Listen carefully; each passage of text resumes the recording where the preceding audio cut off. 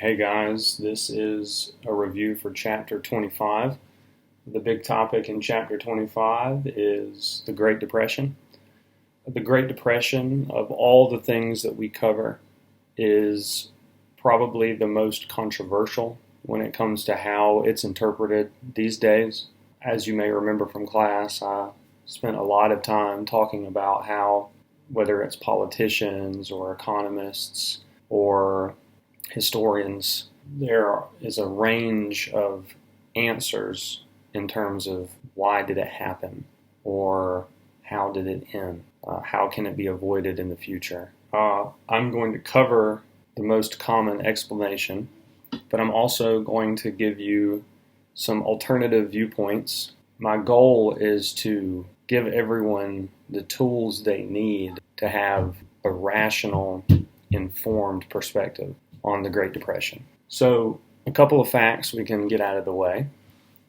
During the Great Depression, about 100,000 people lost their job every week until it added up to about 13 million, which is a quarter of the whole working population at the time. Though the most common images that we get from the Great Depression are homelessness, shanty towns, like severe extreme poverty, most Americans are not completely wiped out by the Great Depression. Everyone had to cut back severely. People had to work together. Community, families had to pool resources. A lot of people went to church organizations for help, other community organizations, soup kitchens. Those things absolutely happened widespread, but it's not as if a huge chunk of the country was without a home and starved to death. Very few people starved to death during the Great Depression. So the extreme optimism that existed in the 1920s that led people to have unrealistic expectations on prices, on investments, will go away very quickly in the 1930s. So the consumption, the level of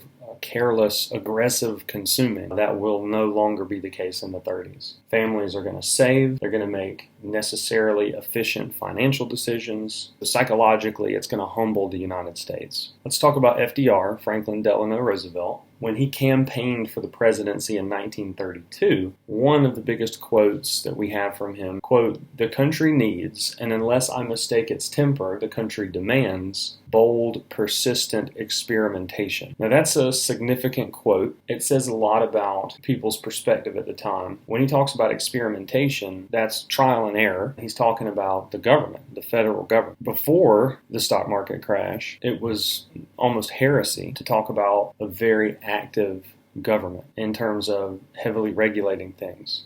Now, we already know there was regulation still going on. The government was absolutely involved in the economy. The Federal Reserve were active during the 1920s. But experimentation meant using government authority to do much more than it ever had before in ways that would have unknown outcomes. Now, FDR proposed what is known as the New Deal. He argued that the New Deal would help distribute wealth and products more equitably, which again is a very different thing than what we had been hearing in the 1920s especially. It sounds a lot like socialism. So such statements would have made FDR practically a political deviant in the 20s, but desperate Americans who were suffering, they were listening to that now. Now, one of the biggest misperceptions of Great Depression was Herbert Hoover gets a lot of blame. It happened on his watch, but the memory of Herbert Hoover and the historiography, or the way that history treats Herbert Hoover, is largely false. The idea that Herbert Hoover was, I think a quote from FDR was frozen in indifference, but the idea that Herbert Hoover just ignored it, didn't want to do anything, he just wanted it to handle itself, is flat out false. There's not really debate there. More than any president since Abraham Lincoln, Herbert Hoover absolutely intervened in the economy. And a lot of the elements of the New Deal were borrowed from things that Herbert Hoover did. So it's not accurate to say the reason that the Great Depression happened was because Herbert Hoover did nothing. You could have an argument that Herbert Hoover didn't do enough, though you could have the opposite argument as well. That's really where the big debate is. The overwhelming majority of historians or anyone with interest looking back at the Great Depression believes that the federal government needed to intervene more, and that the lack of intervention in the 1920s and then the lack of a quick intervention whenever the stock market crash happened and then other economic problems that developed after the stock market crash, government should have done more, okay? But again, so that's the big debate. The other side says pretty much the opposite. Recessions, or whatever you want to call them, depressions, panics, are natural. They're a time of people realizing what's realistic, that the time of delusion is the booms, not the busts. That if booms go unnaturally long, well, the longer they go, the harder the crash is going to be. And the more that you do to try to prevent a crash or manipulate the situation in order to not let a crash happen, all you're doing is you're just inflating the bubble more and more, and eventually the bubble's got to pop. Another controversial take on the Great Depression was that Herbert Hoover doing more in terms of intervention, that is part of the reason why the Great Depression is the worst depression in American history up until the time this video was made. Who knows what's coming around the corner. Now, either way, when it comes to politics in a democracy, perception is reality. FDR will win the election of 1932 by a landslide. We know that FDR's first 100 days may have been the most transformative 100 days of any presidential administration since Abraham Lincoln. You got to keep bringing up Abe. So there's going to be an explosion of new, far-reaching programs aimed at ending the Depression. The New Deal was successful in breaking the cycle of despair. There were business owners, small and large, who were nervous about the uncertainty of, what was the government going to do next. But in terms of consumers and the average American, it's pretty safe to say that the vast majority of Americans felt like a very active government meant that at least the worst part of the Great Depression was being addressed. So optimism will slowly creep back into many middle-class American homes. Roosevelt will become immensely popular right off the bat. It's important to mention that FDR was really a pragmatist more than an idealist. I don't want to create a false dichotomy. Roosevelt had ideals, like nearly anyone, but he tended to focus more on fixing a crisis and less on whether or not the American ideals were on the chopping block in order to fix the crisis. He spoke to that type of controversy. He mentioned respecting the Constitution. He balanced out his interventionist, statist approach with quotes that suggested that he was sensitive to not going too far. But at the end of the day, the results were that the United States was very different in terms of the relationship between the federal government and the economy after Roosevelt's administration, which lasted far longer than any other administration in American history. When it comes to being a pragmatist versus being an idealist, most Americans wanted this. They were scared, they were suffering, they wanted something to be done. And psychologically speaking, if you think about it, the longer, let's say you experience pain, maybe from a medical problem, the longer that you're experiencing pain and the worse it is, the more likely you are to do something desperate to stop your pain. That's a useful analogy for the economy. The longer that the fear lingered, the worse the fear became, the more likely people were to reach for something much more controversial. In the New Deal, the first step is to fix the banking crisis. You can't have a recovery without banks. Investment, credit, that kind of thing. So the first thing FDR did was to issue the Emergency Banking Act. This is going to let stable banks recover with government help. It will also involve temporarily taking over management of more troubled banks to get them back on their feet. Now, another huge issue in this whole Great Depression was bank run. That is, people worried that if their bank fails or goes under, that their money is gone. And nowadays, that isn't as much of a concern because there's something called the FDIC, the Federal Deposit Insurance Corporation. That was actually instituted during this time that we're talking about. To ease the fear and to stop runs on the banks, the FDIC was instituted. Also, FDR is going to give direct radio addresses to the American people to partially explain the logic behind a lot of his New Deal policies. These are called fireside chats. And the thing there was to calm people down, to promote support from Americans for his policies. Another part of the New Deal that's very important is what the United States did to the dollar.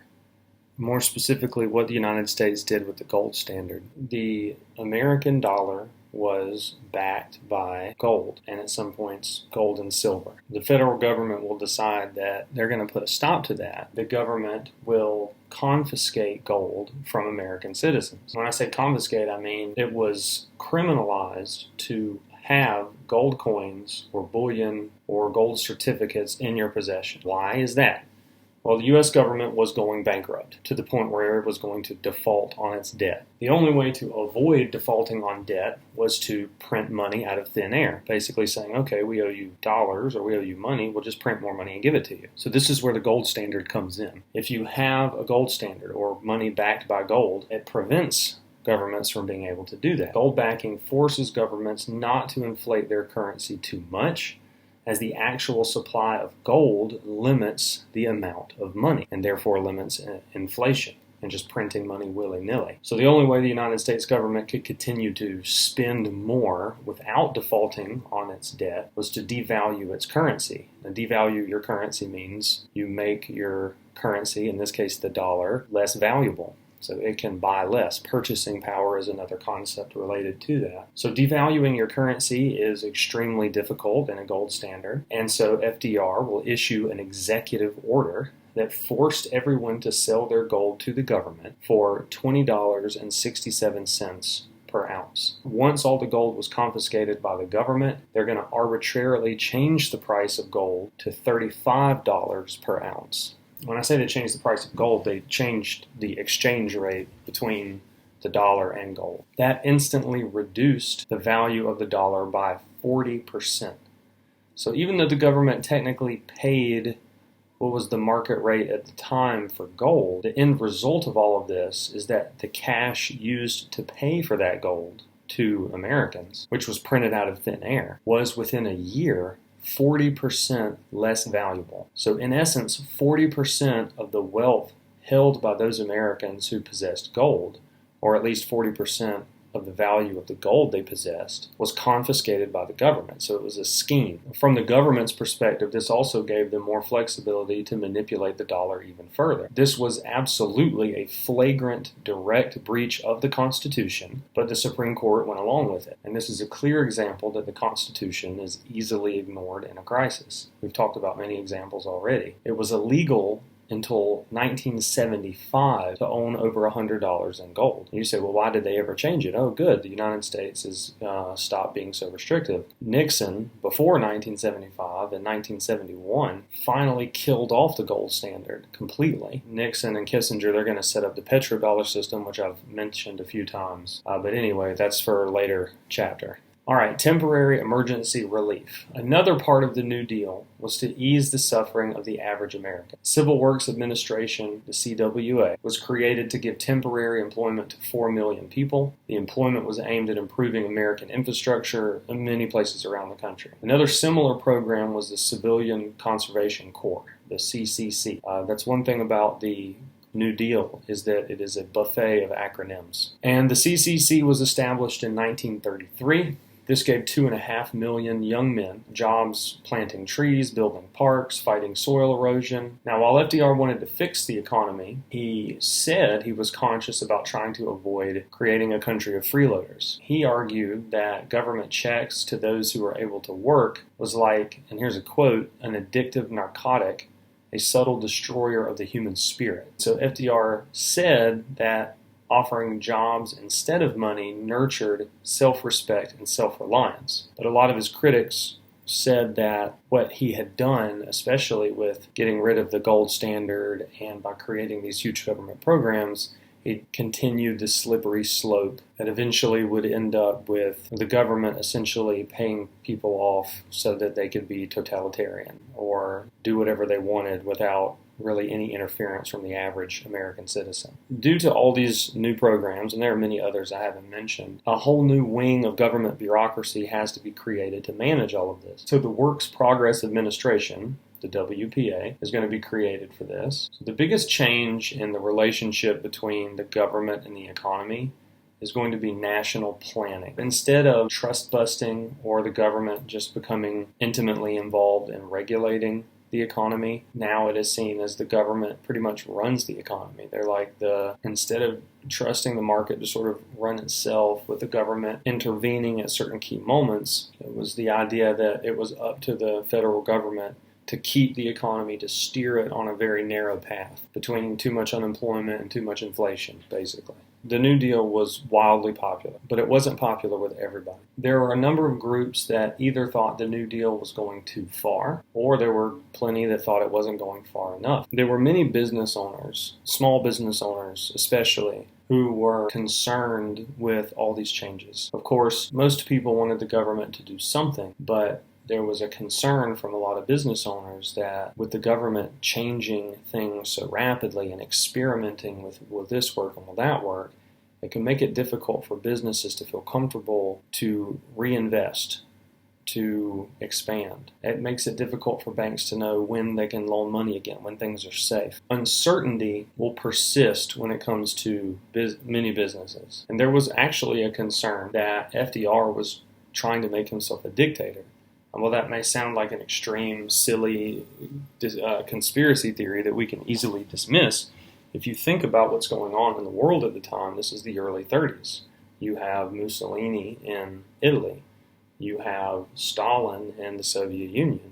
You have Hitler in Germany. FDR is the only president ever to serve more than 2 terms. In fact, he was president until he literally died in 1945. Not only that, but FDR also tried, and we'll talk about this later, to manipulate the Supreme Court by simply adding activist judges that agreed with the New Deal to essentially circumvent one of the branches of government that was supposed to provide checks and balances. And there were also plenty of Americans who, like I said, they thought that changes should be more sweeping. One particular example, Kingfish Huey Long, governor of Louisiana, he was a populist. His slogans, which were designed to appeal to the poor classes, he said he wanted to, quote, make every man a king. He started a share our wealth movement, which to a lot of people looked like communism. You're going to have others who push for more care for the elderly. So when Social Security starts, we'll talk, that's where that comes from. There were actually waves of the New Deal. There was the New Deal, and then there was a second New Deal. During Roosevelt's first year in office, his programs and speeches generated mass public support. But there was still discontent, like I mentioned earlier, and FDR felt that the New Deal had to go even further. Now, one huge addition to the New Deal in 1935 was Social Security. Now, Social Security is quite different now than it was then. Originally, Social Security was seen as a safety net to avoid the most extreme hardships for the elderly and the elderly poor. Only later would politicians and voters change Social Security to make it a primary source of income for nearly every retiree. Also, unemployment insurance was established by the Social Security Act, and even in the short term, Social Security hampered economic recovery. It took money out of circulation, because taxes for everyone, just when consumer spending was extremely important. Roosevelt gets a second term. The election of 1936 saw Roosevelt run on the ideal that the U.S. government should be motivated by a, quote, spirit of charity. Roosevelt's critics were horrified that a charitable government would destroy personal responsibility and continue to bloat and swell until people relied on the government for nearly everything. So now let's get into the CourtPacking Plan. Roosevelt wanted to extend the New Deal further, but the Supreme Court was a potential threat. The court had ruled in several of the major New Deal court cases that FDR's plans were unconstitutional. Roosevelt was a wily politician, very smart guy, and being the pragmatist he was, he looked for a way around the Supreme Court. So he wanted to change the number of Supreme Court justices and install those he knew would support New Deal policies. Now, this caused great concern that Roosevelt was totally circumventing the American political system and that he may be trying to create an entirely new system of government. Just get away with the Constitution and have a charitable dictatorship. The CourtPacking Plan backfired. It's going to disturb a lot of even Roosevelt's supporters. And so it was sort of like the bridge too far for Roosevelt. Now, he's going to get reelected twice more and remain popular, but this represents the end of the expansion of the New Deal. The last thing I'm going to touch on, and it's another very controversial aspect of American history, is the end of the Great Depression. what caused it. And so very few people, even those who love FDR and the New Deal, very few people say that the New Deal ended the Great Depression. Typically those who support the New Deal said, well, it took World War II and the massive government spending, deficit spending involved with that, to finally end the Great Depression. But even the opinion that government spending as a result of World War II ended the Great Depression is not a consensus opinion. It is a majority opinion for sure, but not consensus. But the New Deal did ease a lot of the suffering, and it definitely changed the definition of government in the United States. It also remained very popular, and even today, by default, is generally looked at as an example of a very active, activist federal government saving Americans from the folly and greed of the free market.